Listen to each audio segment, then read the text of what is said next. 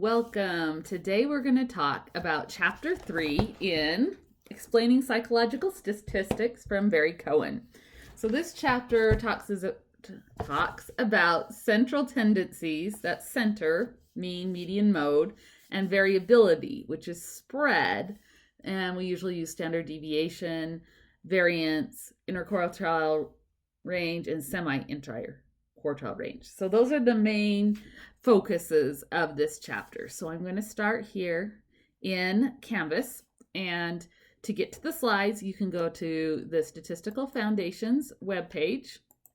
Down in the table at the bottom that has all the different chapters listed, and we're going to go to the HTML slides for summarizing data with descriptive statistics. And that includes center and spread. Okay.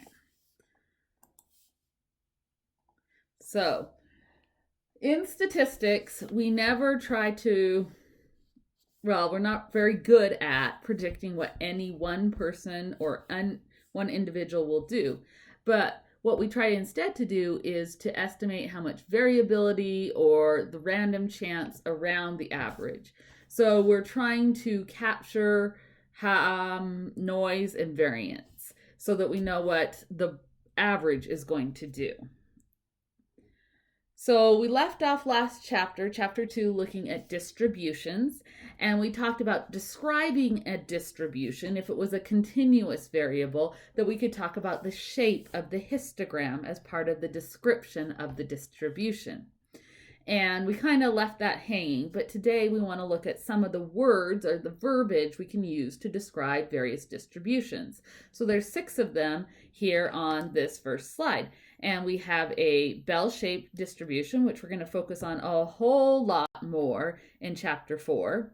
So the bell-shaped, this is known as the normal distribution. Again, chapter 4 will see that explored in a lot more focus.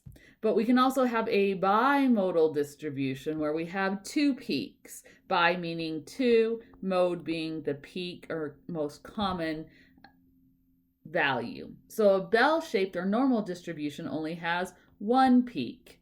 Another thing about the normal distribution or the bell shape is that it's symmetrical.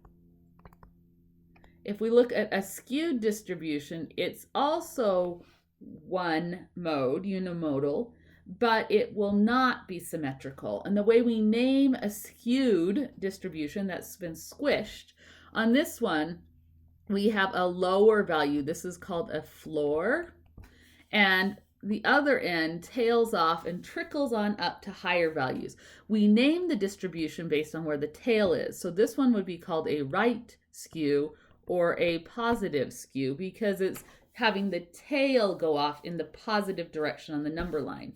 If we had another distribution, and all of these are valid for different things, if we had another histogram that was something like this, this would have a ceiling effect, and we would call this a negative skew or a left skew. Again, the name is based on where the little trickling tail is, not where the mode is.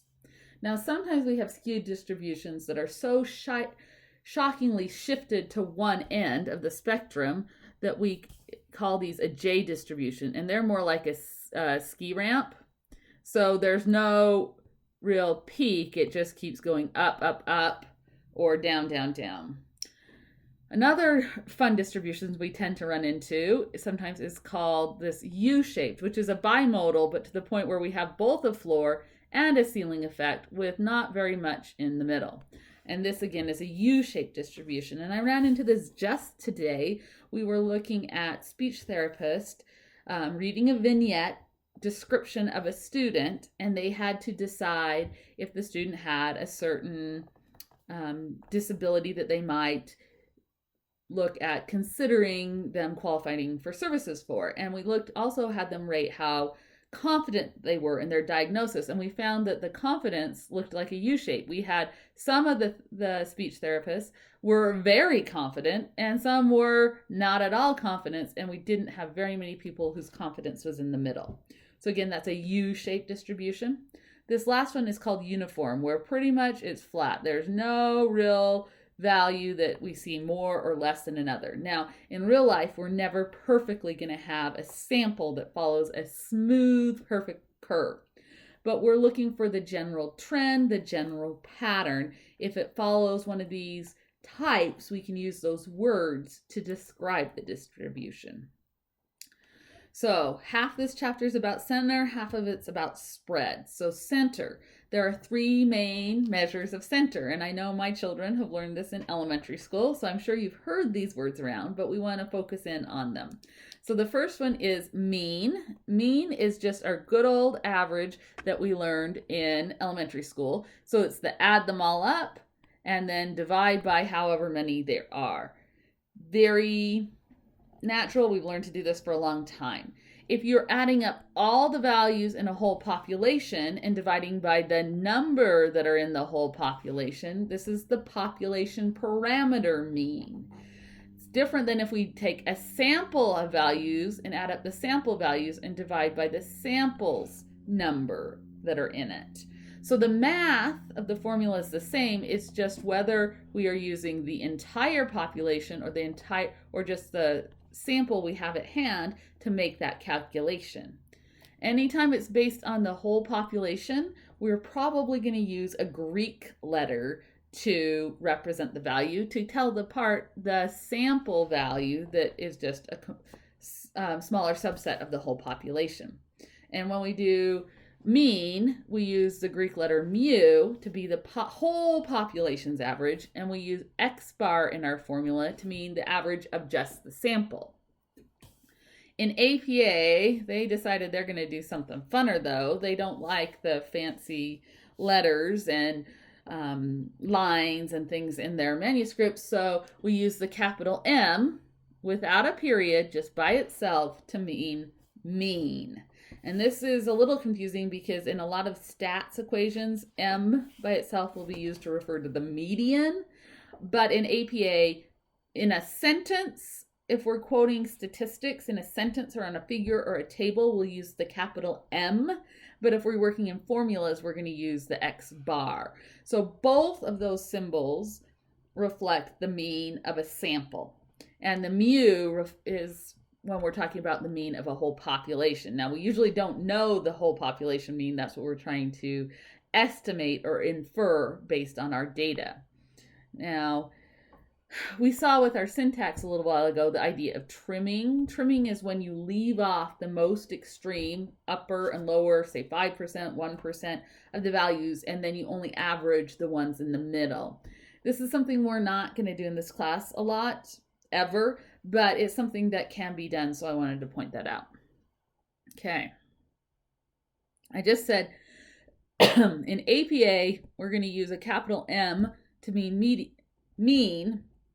For median, if you ever need to use an abbreviation, it's the capital M, lowercase d-n, median. The median is also known as the 50th percentile. It's the middle value where if you were to rank your numbers and write them from order from littlest to biggest value, it would be the middle value. Now, if we have an odd number, like 5 numbers, the middle is, you just count 1 on either side, 2 in, and then the middle value is your median.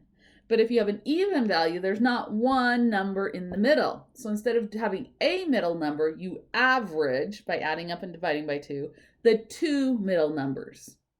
Now, it's good to know how this is done, but most of the time we're going to let the computer do this. But that's the difference if you have an even or odd. If it's odd, it's the exact middle number. If it's an even number of values, you average the middle 2. So if we had 5 values, the median, 2 are going to be less than it, 2 are going to be higher than it. It's the middle value in ranked order from smallest to biggest. And with 4, it's going to be halfway in between the middle 2.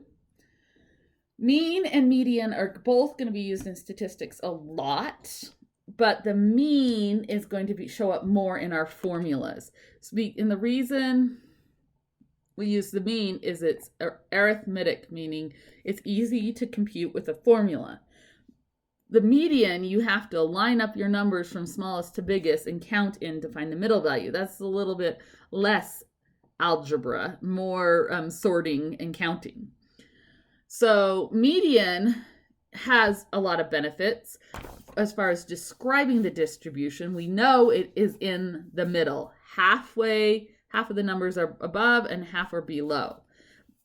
Easy for a computer to do, maybe a little bit harder if you have 100 values. You don't want to sort them manually by hand.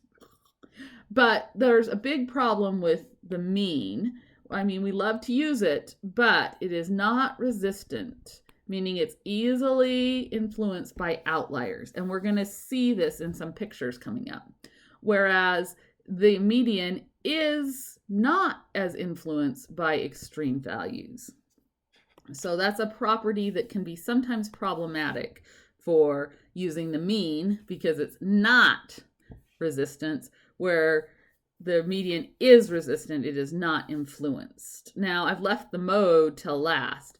The mode is the most common, and because we're talking about largest frequency, we only use it that much in what we're going to learn about when we describe the peak or the center of a distribution as like the highest peak. But it doesn't, the reason that it's not as helpful is it does not always represent the center. So if I had a bimodal distribution, I would have two peaks, but neither one is in the center. And so although mode can be a useful descriptor, it's not used in any of our equations. So it's usually just used as a descriptive measure, the mode. So all three of these measures of center have useful things and maybe some more problematic components to using them. So there is no one best measure of center. One thing I want to hit on is areas and distributions. So here I have two different distributions shown, and the first one is a histogram. Now, the nice thing about when we have a histogram, we can add up the bars to find the total percent. So this bar might have 11%, and this one would have 9%. Together they have 20%.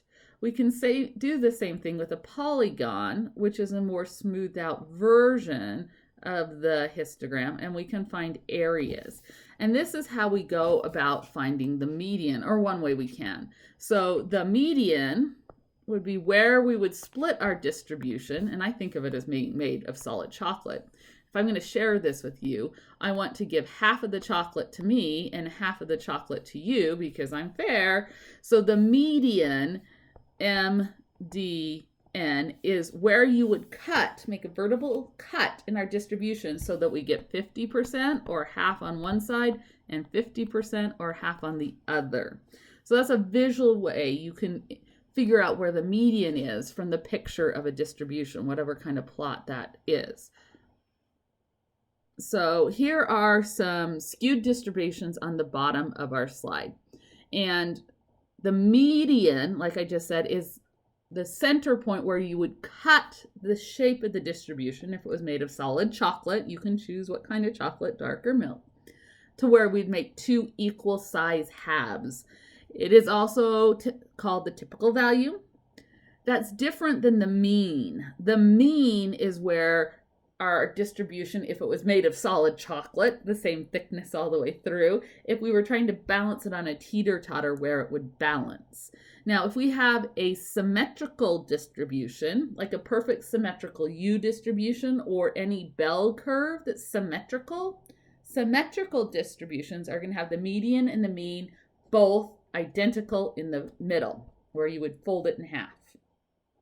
Skewed distributions, if you folded them in half, that would not be where you'd want to cut it to get two equal halves, and that's not where it would balance. The median and mean are different than each other and not under the mode in a skewed or asymmetric distribution.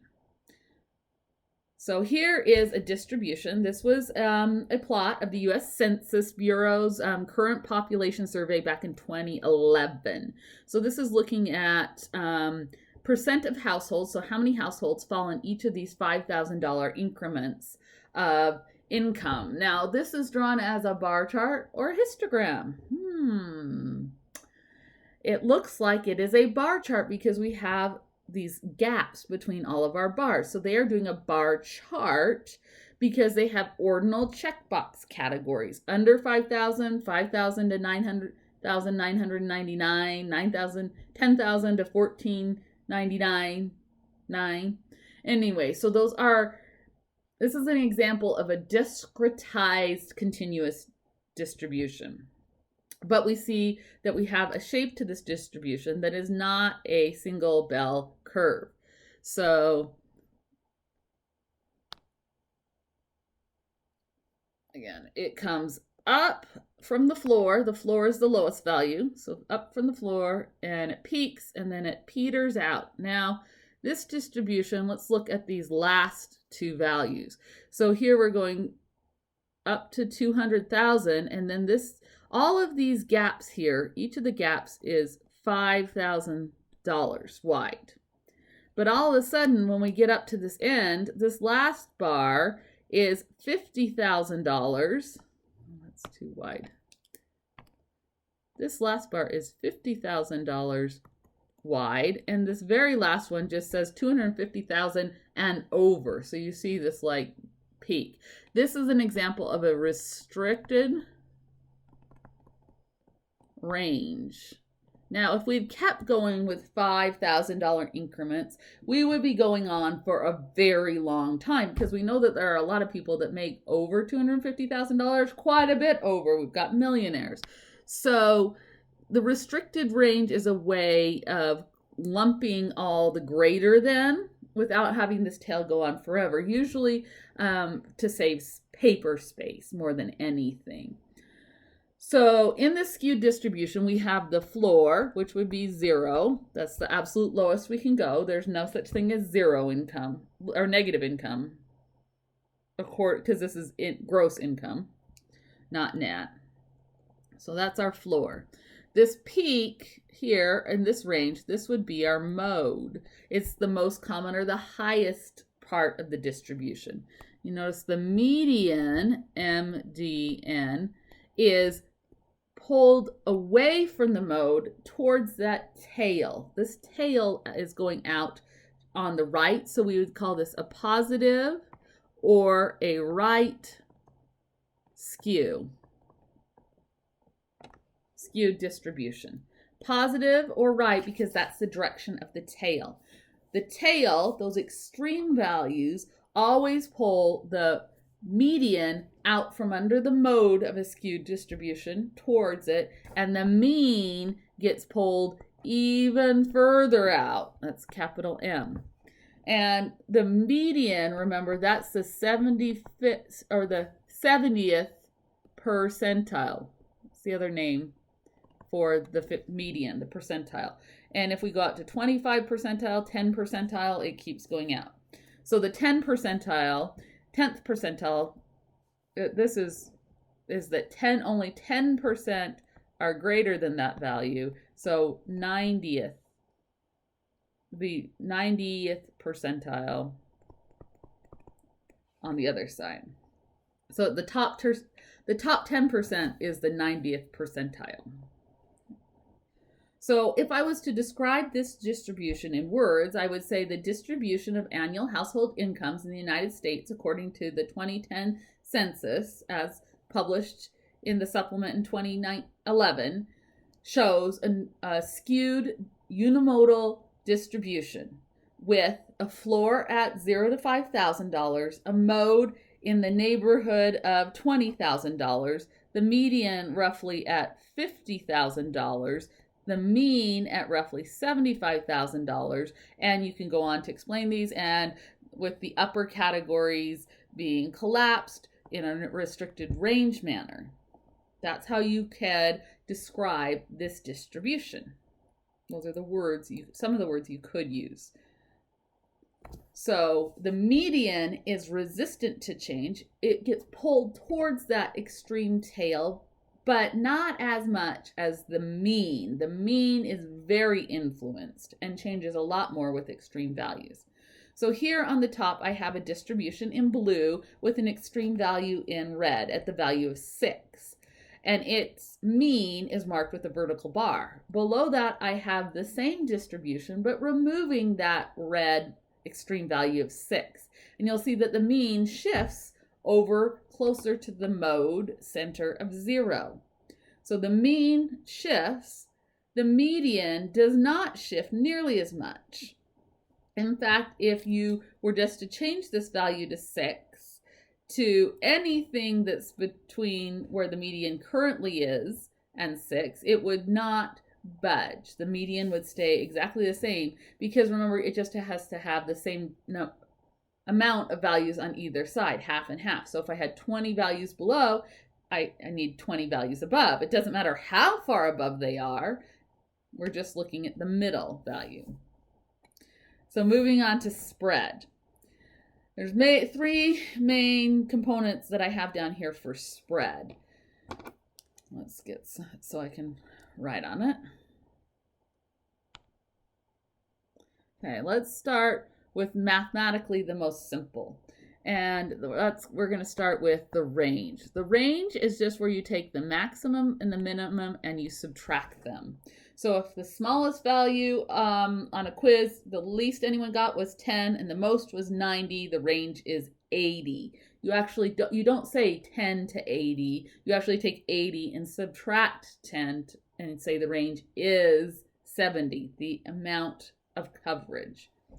Interquartile range is the same kind of subtraction, but instead of doing the min and max, you use the quartiles.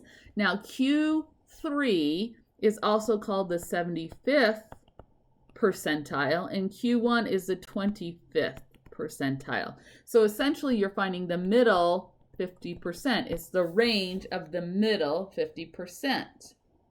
And we're going to do an example of this by hand. So that's the interquartile range. The book loves to talk about the semi-interquartile range. And just like a semicircle is half a circle, the semi-interquartile range just takes that interquartile range and divides by 2. Semi divides it in half. So things to note, the range is very influenced by the extreme values because you only use the extreme values to calculate it. Interquartile range and semi-interquartile range are more resistant because they're only looking at the middle 50%. These are usually used when we have to describe, so hard to write with this, if we have a skewed distribution. And they're good descriptors. But they don't work very well. They don't come in handy very much with mathematical formulas. So with mathematical formulas, we usually use the variance and the standard deviation. Let's go with green. We'll do Christmas here. So variance. Variance is based on the spread of the data, how spread out your data is. And how they are spread out around the center as measured by the mean. So the first step in calculating the variance is you always have to calculate what is the mean value. This is when we're doing it by hand. Of course, we're going to let the computer do it. So if we have a bunch of numbers, we're always going to find the middle value, and then we're going to see how far away each of those values are from the center. Now, some of them are going to be above, so they're going to be positive. Some are going to be below, so they're negative. So this inside the parentheses is subtracting the mean from every value to see how far away each number is from the center. But since some that are less than the mean will be negative, and some that are more than the mean will be positive, we need to handle this, because if we just combine with addition all these deviants, these differences, the positives and the negatives will cancel out. So this subtraction, one way is to call it a deviance. How much the numbers in our list or our variable differ from or deviate from their average or center value. So we subtract the average, the mean, to find out the deviants. Some are positive, some are negative, so we square them so that we get rid of the negatives, and then we add it all up. Remember, our sigma sign means to add it all up. And this is abbreviated with a double capital S. So this is called, and we need this because we're going to use it in ANOVA, the sum of squared residuals. The residuals part doesn't show up in the formula, but it's sum of squared residuals or sum of squared deviance. And your book, oh, bless Barry Cohen's heart, goes into tons of detail. Section B, way more detail than you probably ever cared to know.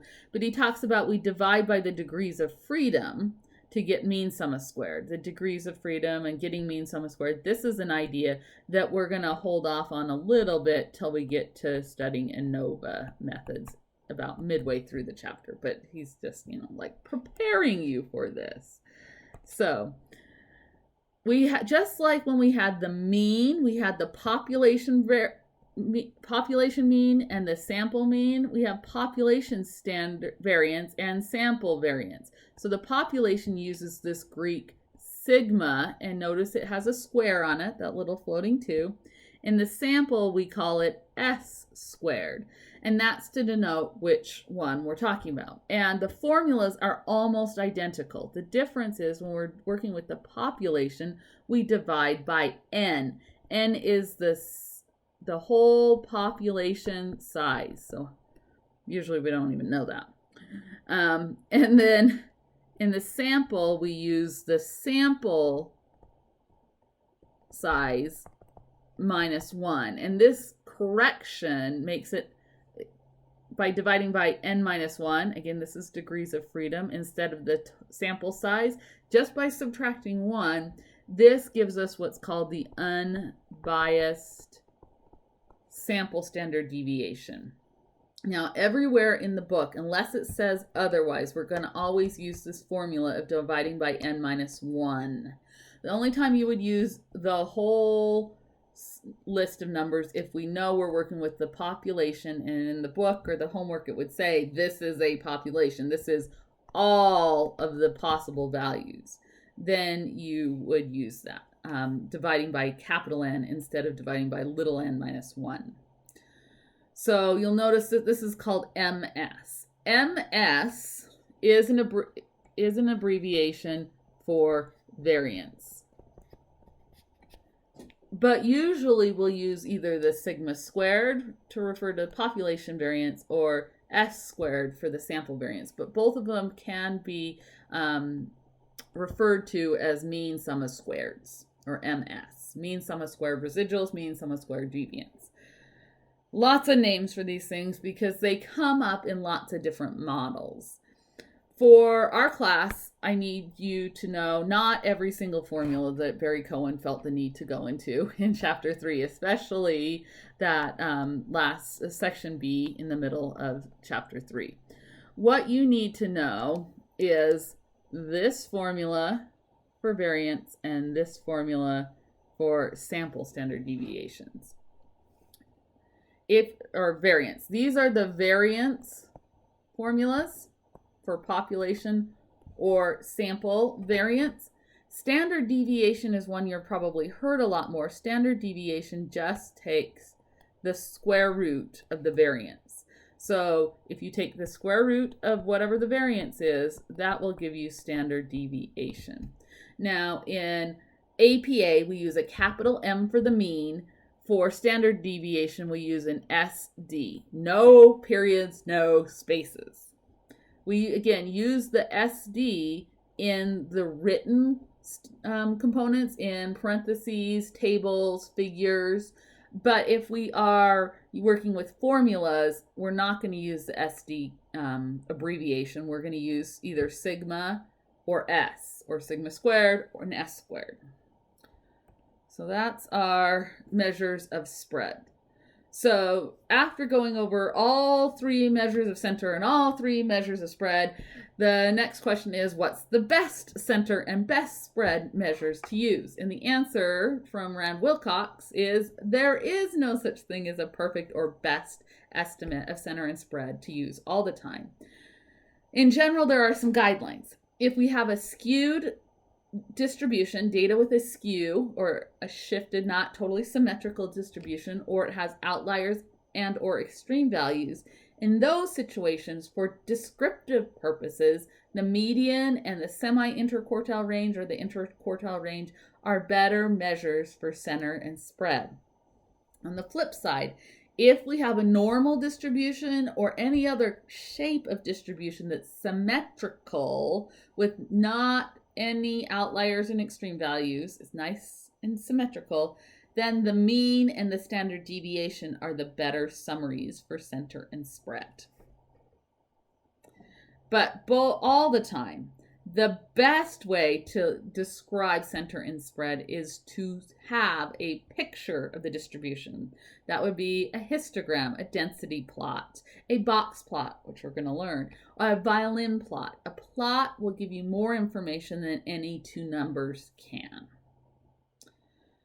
Okay, let's zoom in here. There you go. Oh, we're done with that one. This one. Okay. So this is a figure that's in your textbook. So say I start out with this distribution, this red one I'm drawing. Okay, it's going to be a nice symmetrical bell curve. So its mean, median, and mode are all 70, and its standard deviation, pretending population, is 15. Now, this is really a smoothed out version of the histogram. Now, what would happen if I took every number in that list, that full distribution, and I added 10 to every value? If I add 10 to every value, what's going to change in the shape?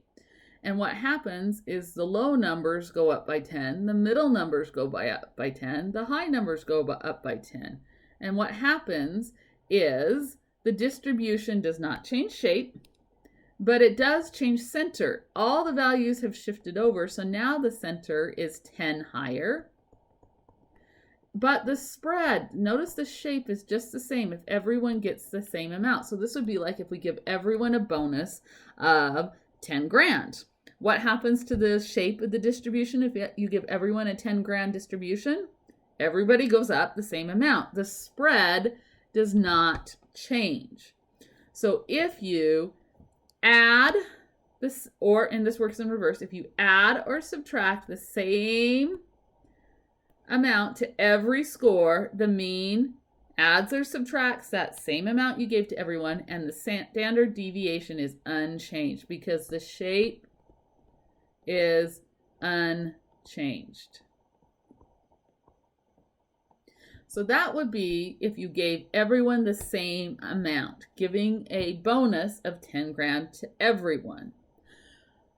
Another situation would be what would happen if instead of giving everyone a 10 grand bonus, so here's our distribution. It's a different distribution, by the way. It's not supposed to be the same as the other one.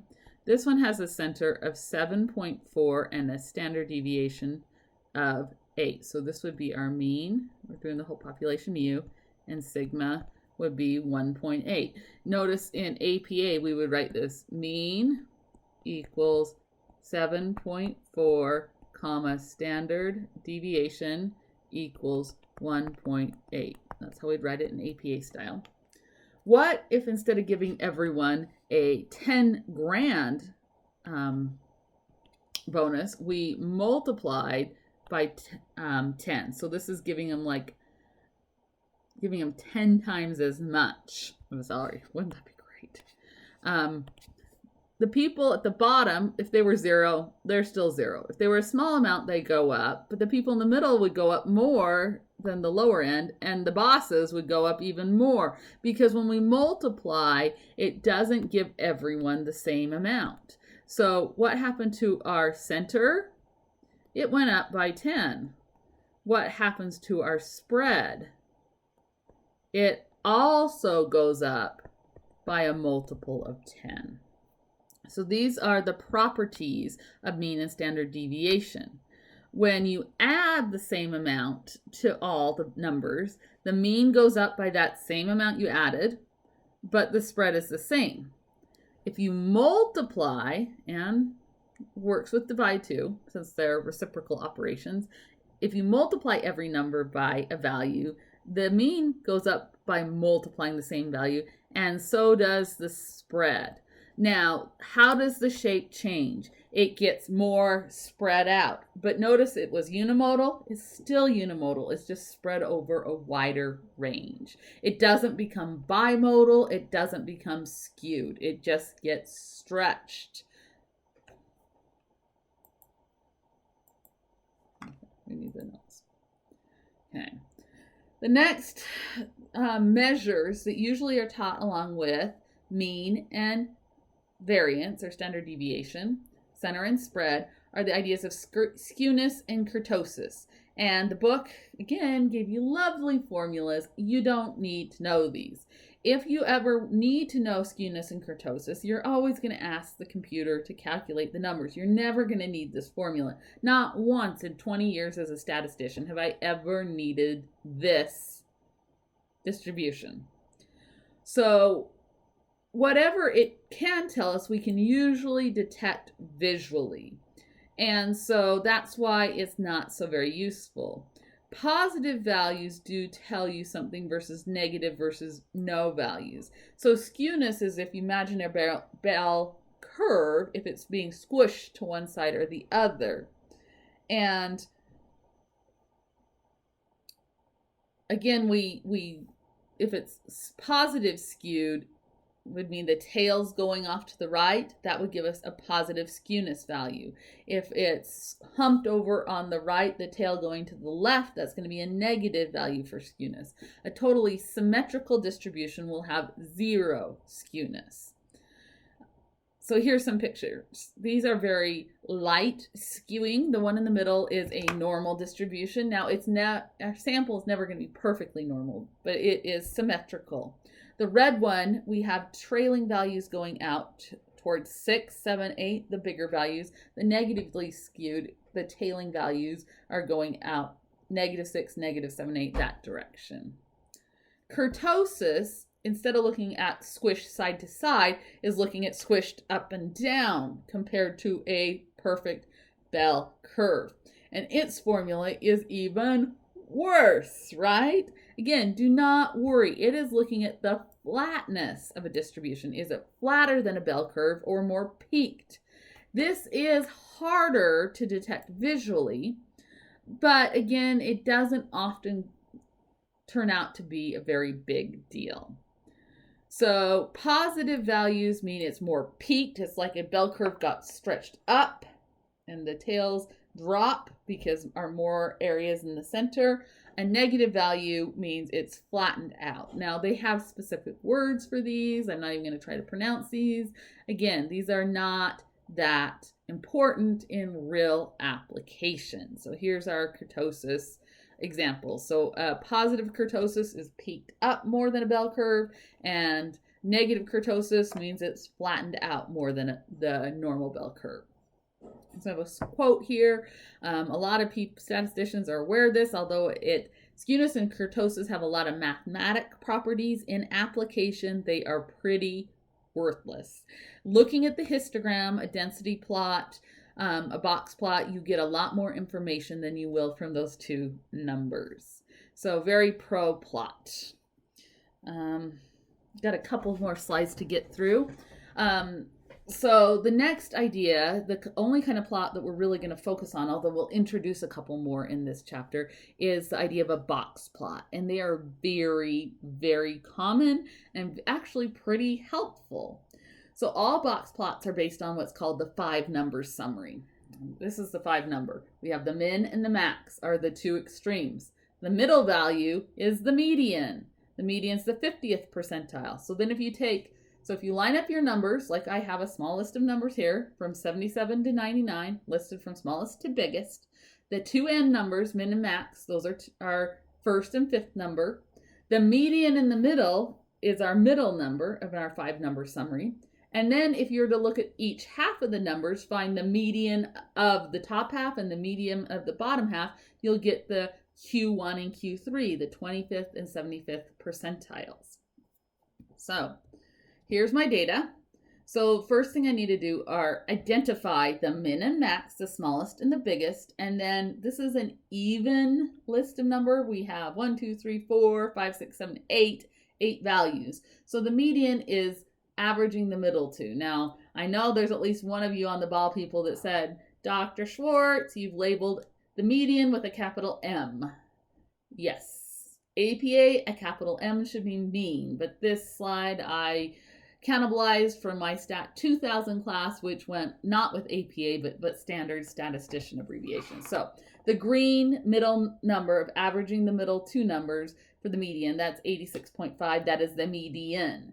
So I found the extreme values, min and max, the absolute middle value, or averaging the two middle values. If we have an even list, that's the median. To finish our 5-number summary, we need to find the median of each half. Those are the quartiles. So there has been some, with a big list of numbers, this isn't a big deal, but a smaller list, if we're averaging the middle two numbers to make the median, should they be included in the upper and lower half? Different software will or will not include them. It's not something you need to worry about. On a test, if you were ever asked to do this, you could include them or exclude them in the middle circled green numbers in the upper and lower half, and you would be fine. I'd give credit for both. But generally speaking, those two numbers in the middle that are average for the median are both then split up and put into the upper and lower half. So in our lower half here, we have circled in purple. So since we have 8 numbers, we have 4 that are in the lower half. So Q1 is the 25th percentile. So we have an even number, so we have to average the middle two. So a quarter, we had 8 numbers, so a quarter would be 2. 2 numbers are less than 79.5. 2 numbers are between 79.5 and 86.5. And another, so we've got 2 of the numbers, 2 of the numbers, 2 of the numbers, 2 of the numbers. Quartiles split your data into 4 equal chunks, 25% in each chunk. So Q1 is the 25th percentile. The median, let's fix that, is the 50th percentile. And Q3 is the 75th percentile. This median, that's the 50th percentile, is sometimes called Q2, but that's a lot rarer to see. So the 5-number summary is min and max, median, medians of the upper and lower half, which are quartile 1 and quartile 3, because the median can be quartile 2, quartile 1, 2, 3. So that's your 5-number summary. To make your box plot, you're going to take a number line that's evenly ticked off, and you're going to draw a line at each 5 of those numbers. And then you're going to connect them in such a way that the middle 3 numbers, those quartiles and the median, make a box. That's the box plot. And then from the box, you're going to draw lines out to the whiskers, the min and max. So the box plot always has the middle box is the middle 50%, and the middle line splits half of the data above and below. Median, quartile box, and whiskers out to the min and max. And that's how you make a box plot. We're going to see and use a lot of box plots in this class. So from this data, you can always calculate the interquartile range and the semi-interquartile range. The abbreviations I'm not going to get too fancy about. But to do the interquartile range, we'd take Q1 and Q3 and subtract them. And the semi-interquartile range is just half of that. Box plots are good because they're quicker to make and they give us most of the information that is conveyed by a histogram. And this is really nice to have a shortcut to making a histogram when we want to compare different groups and different time points, a treatment A, treatment B, and control group, baseline, intermediate, and post-treatment follow-up. That makes it so that we can compare distributions to each other. So this top one here, this is a distribution that is roughly a normal distribution. So if we look at the normal distribution, this is what a normal box plot looks. In the middle, 50%, and the median, the whiskers are going to be a little about 1.5 times, 1 to 1.5 times the length of the box. So this, if this box was 10, these whiskers are going to be no more than 15 long. So they're going to be a little bit longer than the width of the box. That's what a normal distribution looks like in box plot form. And it's symmetrical. Notice the two sides of the box are roughly the same size. The two whiskers are roughly the same size. Compare that to this histogram and box plot. In this case, the box plot is a lot wider, the box in the middle, than the whiskers on the side. This means it's more of a heaped distribution, peaked, more kurtosis, positive kurtosis. The kurtosis is bigger than 0 distribution. It's more peaked or humped than the normal distribution would be. And we can tell because the box is more than the whiskers in its width. And it's not perfectly divided. Most distributions aren't perfect, but it's roughly symmetrical because we can see the box is roughly symmetrical. Here's a skewed distribution. In a skewed distribution, it shows up in a box plot because the box is not evenly divided. Where it is small, we know that it's really steep, and where it's stretched out, that's where we have this slide down, and then we have a whisker that's longer and stretched out on one side and really heaped up on the other. So skewed distributions show up in an asymmetrical box plot. And there's one more thing we want to talk about at box plots. So this main part of the box plot, the box, is pretty symmetrical. Our whiskers maybe are like double the length. They're getting a little long. But if we look at this distribution, it's roughly normal until we get this little peak out here.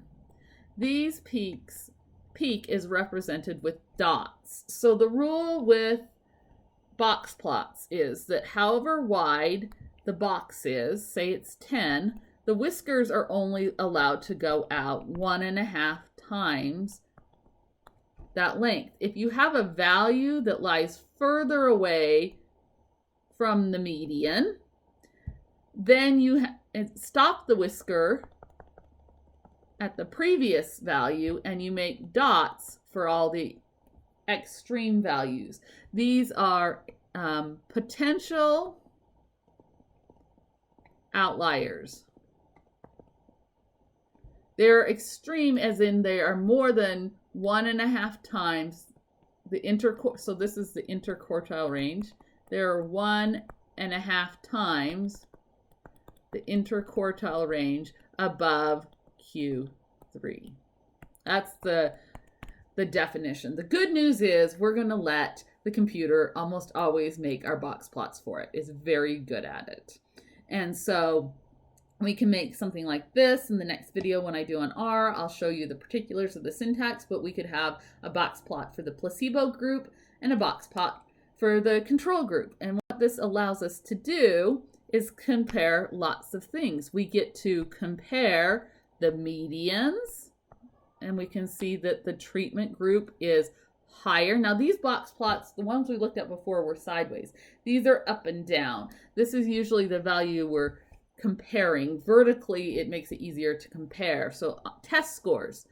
In the placebo group, the median is lower than in the treatment group. And we can see that in the placebo group, we have two really, really low values. Other than those two low values, and sometimes these whiskers are teed off and sometimes they're not. It depends on the software. R leaves them off. These two values are very extreme and removed from any of the other values. But we can also see that it's not just that the means are different, but the full range of the data does overlap, even though there is a difference in the mean values. So this is when we start doing t-tests and ANOVA, we're always comparing, are the averages different, but we always have to make that judgment while considering how much spread is natural within a group. Everyone in the placebo group did not score 0. Everyone in the treatment group did not score 1. The averages are close to 0 and 1, but they both have spread within their group. And so we have to judge if there's evidence that the averages are different, with respect to how much variance is going on in each particular group. Density plots we're not going to learn how to make this time, but they are a smoothed out version of a histogram, and you can use these alone or to compare groups. And I just wanted to introduce you to that idea. QQ plots are a type of plot we're going to come up more in the next chapter, but I wanted to introduce them a little bit here because this is another way that you can judge normality without relying on skewness and kurtosis. Because, I mean, over the years, I've heard tons of like rules of thumb for how big your skewness or your kurtosis need to be non-normal. And all of those tests end up being too sensitive for small sample sizes and too stringent for big sample sizes. So usually we rely not on these numbers of skewness and kurtosis to judge normality. We end up relying on histograms, box plots, density plots, and these QQ plots that will be coming up later to make the judgment call of normality. It's the most common thing, one of the common things, I guess, especially for thesis. Master students will come into me all the time. How do I make sure my data is normal? How do I make it normal? Normal does not mean good data. Normal is one kind of distribution that is very, very common in the natural world, but it is not the only or the best distribution. And we'll talk more about distributions, but I just wanted to throw that out here, that normal has a place and assessing normality has a purpose, but it's not always that clear cut as saying skewness over 3.5 is bad, because it's a lot more nuanced than that. Instead, we're going to rely a lot on plots to judge if things are normal more than certain cutoffs on skewness and kurtosis numbers. And so I will leave it there. I will make another video on the R component, and in class we will be working with these interactive apps. So I'll sign up now.